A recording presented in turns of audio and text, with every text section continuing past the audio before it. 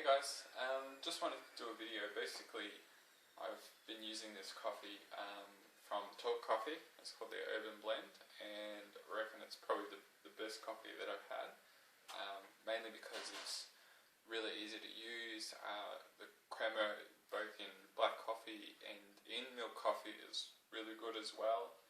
Just the taste is strong enough to get through the milk, that you're not drinking something like a milkshake, but say in the just in espresso, you really get those like chocolatey kind of flavors come through, and the crema is really long lasting. So just drain some water, just heat up the spouts. So yeah, now just if you were to do that, just make sure that you dry out your portafilter. That way you don't get any grinds starting to stick to the edge of the basket when you're trying to tamp, and that just might cause a bit uneven tamping. So another thing to keep in mind as well is I find that with my grinder, it's always good to keep the bean level roughly where the fins end. I just find that gives me a lot more consistent grind. Improves the grinding speed a bit as well, just because there is weight at the top of the beans, forcing them down. Also a bit quieter as well, because the beans are not hopping around.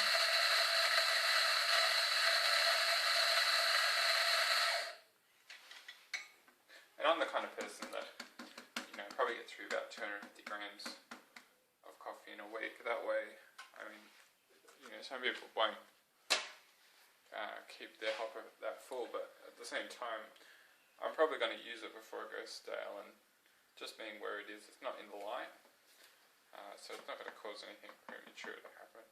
So I've just basically knocked it, got rid of some of the channels, and then I'm just doing a quick distribution towards the edge of the basket.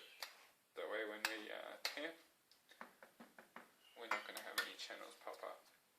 So with the tamping, I've found that with this particular grind, or most grinds in fact, I find that grinding finer with a light tamp works really well. Just being that, say if you were to tamp really hard, sometimes as the coffee expands, this may cause the grinds to expand against each other, and that may form cracks or channels. So I just find that just a really light, level tamp, more importantly, with a finer grind, just gets the most oil, and also just a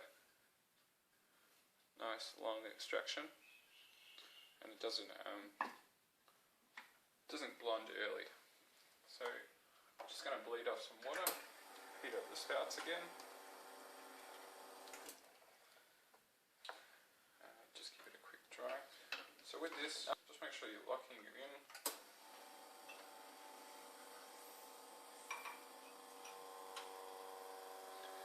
So in terms of checking out the extraction, as you can see, come from the top, the extraction's nice and even, good rate, really nice crema, nice deep colour. Just as you see it wiggling around, start to turn a little bit of colour, you just want to stop the extraction there. As you can see on top of the crema, if you're going really close, you get that malty kind of colour, and that's basically all the sugars in the coffee trying to come out. So it's actually a really nice extraction then. Now with the milk, I find that bleeding, even though the boilers say I think a 1.8 litre, which is big by domestic standards, probably very small by commercial standards, it really helps just to bleed that one for a little while, and that way you're getting the best dry steam. So once you've done that for a little bit, let it get back up to pressure, and then we'll just bring our milk over. So once it's back up to pressure, just put the wand in the middle, just above, and we're going to break the surface, and then we're going to open it up for steaming. So we'll break the surface, and then open it up. So basically you just want to keep that wand in the middle and just at the top of the milk.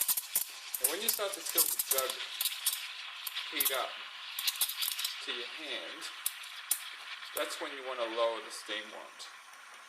Because at that stage you've kind of finished expanding the milk, and then you want to just combine it. Now I'm using a temp tag, so I don't really have to do anything other than turn it off once it's up to temperature. So you just want to make sure you wipe that steam on and that you purge it, because you don't want any of the residual milk to get sucked up when it cools, because it's a bit like a vacuum. When it cools, it'll draw anything in. That's why it's really important just to clean it. Now, in terms of the coffee, we're just always trying to work as clean as we can, but as you can see with the milk, it's nice, consistent, it's nice, quite thick, like it'll run up the edge of the glass, but there's no bubbles, and it's nice and shiny.